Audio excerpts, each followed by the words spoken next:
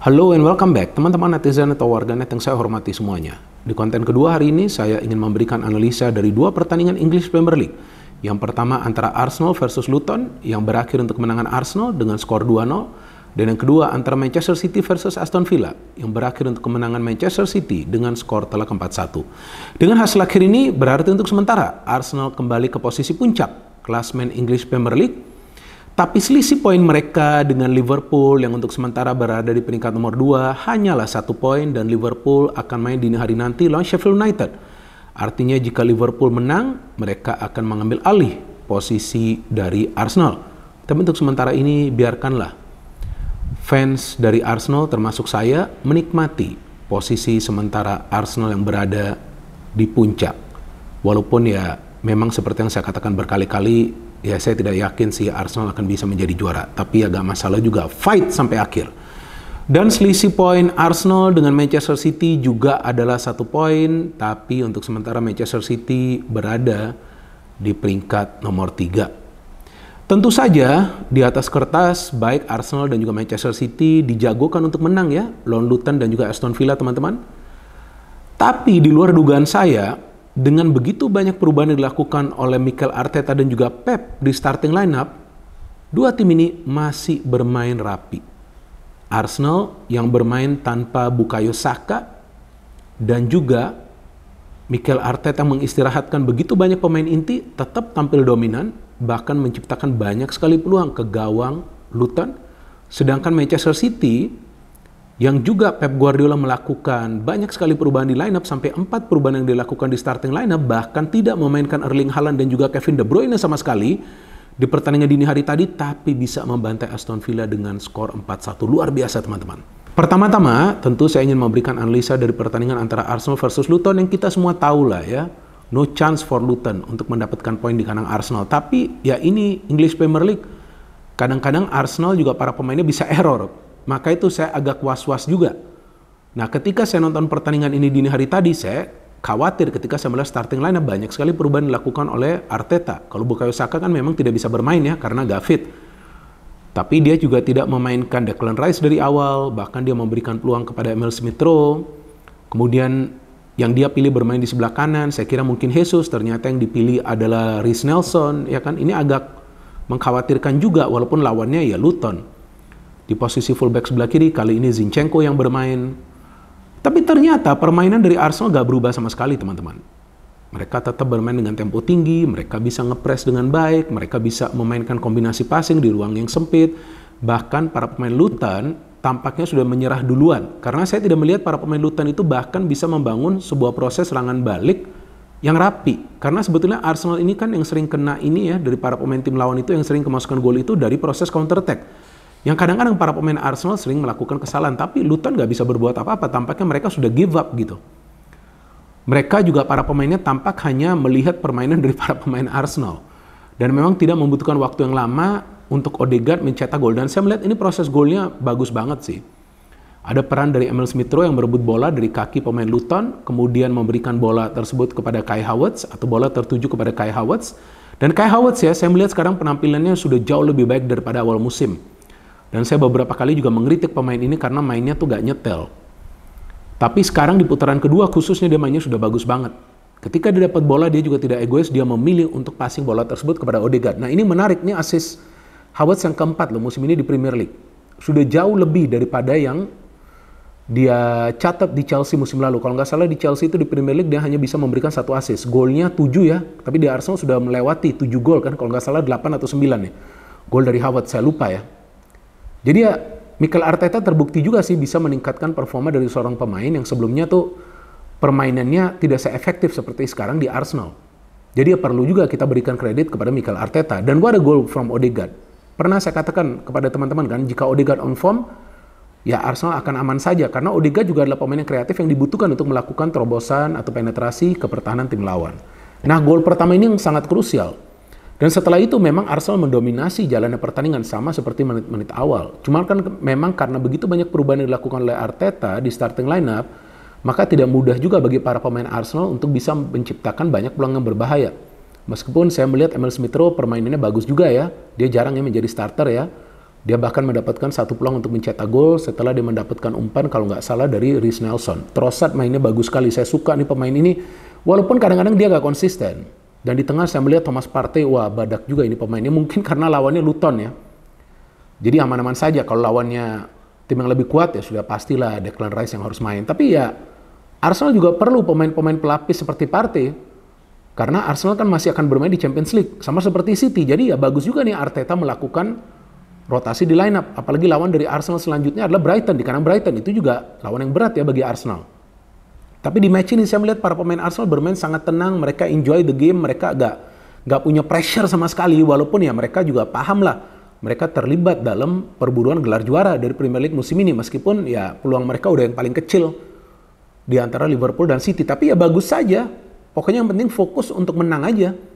Ya nanti dilihat peluangnya untuk menjadi juara kan. Jadi menarik nih, 3 tim ini Liverpool, City, dan Arsenal harus menang di setiap match mereka loh. Ini sekarang udah mental nih yang penting. Kuat gak nih mental dan tentunya kebugaran dari para pemain. Nah Arsenal sebetulnya tidak punya skuad yang dalam. Ya kalau untuk lawan Luton mereka melakukan rotasi ya wajar saja sih bisa menang. Tapi kalau lawan tim yang lebih kuat seperti yang tadi saya katakan, jika Partey yang bermain lawan tim yang lebih kuat belum tentu mainnya akan bisa bagus seperti lawan Luton.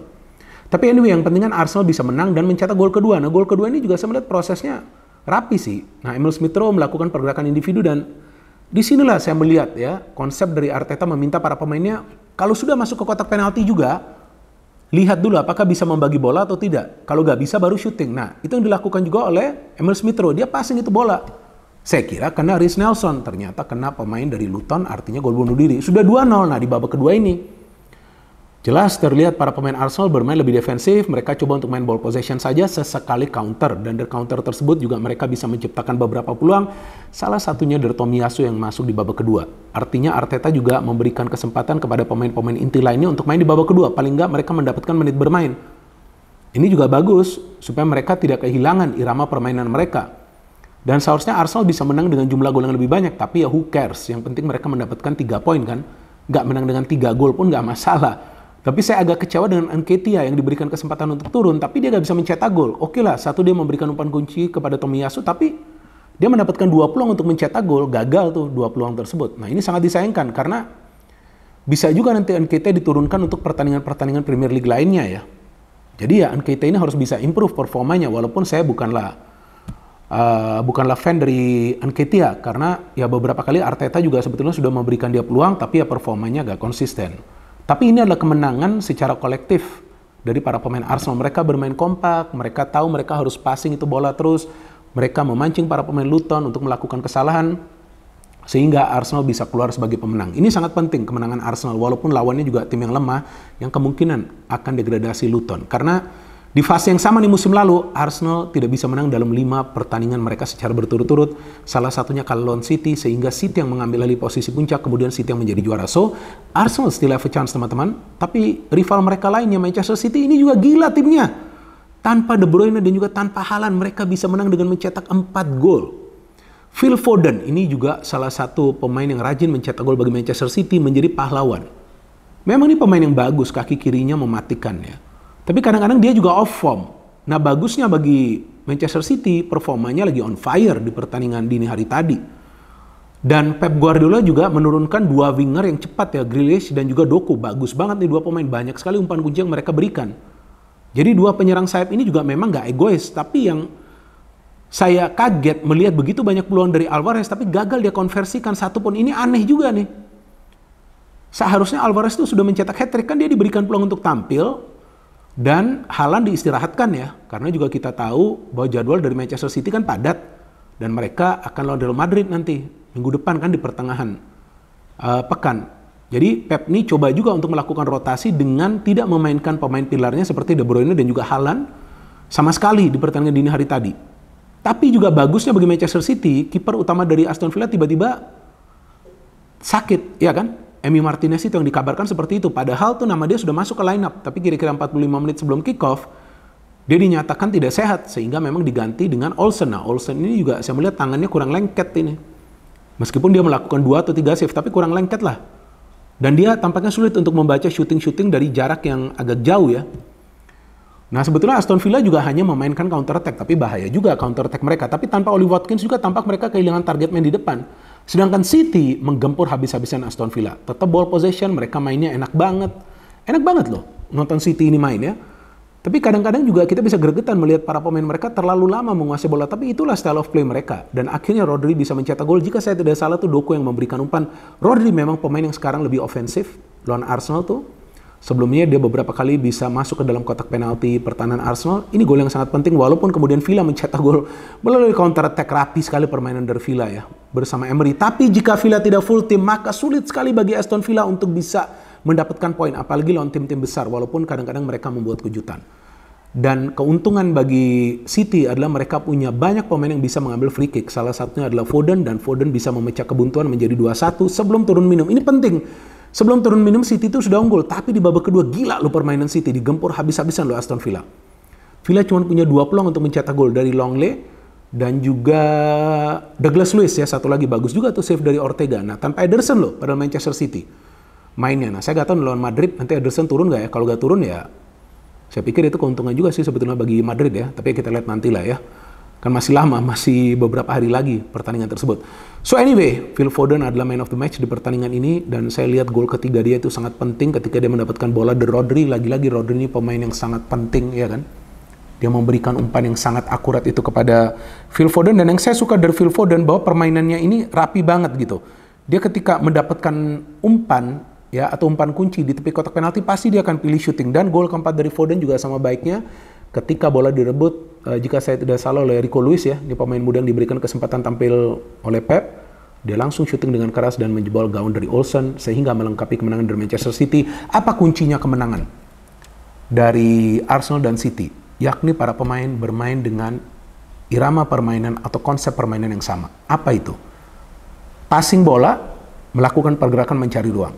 Sehingga mereka tetap konsisten untuk meraih kemenangan. Walaupun City gagal meraih kemenangan lawan Arsenal, tapi kemudian mereka bisa comeback, mereka bisa ngamuk lawan Aston Villa. Dan seperti yang saya katakan di konten sebelumnya bahwa City, jangan remehkan City.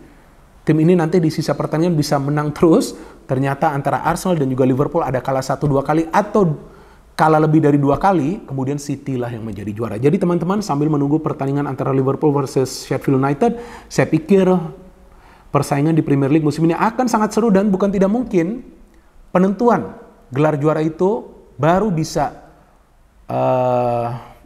ditentukan di pekan ke 33 atau juga 34. Jadi ini mungkin sampai tahap-tahap akhir nih baru nanti bisa ketahuan tim mana yang akan menjadi juara dari English Premier League. No hate, no politics, only football. Salam sepak bola.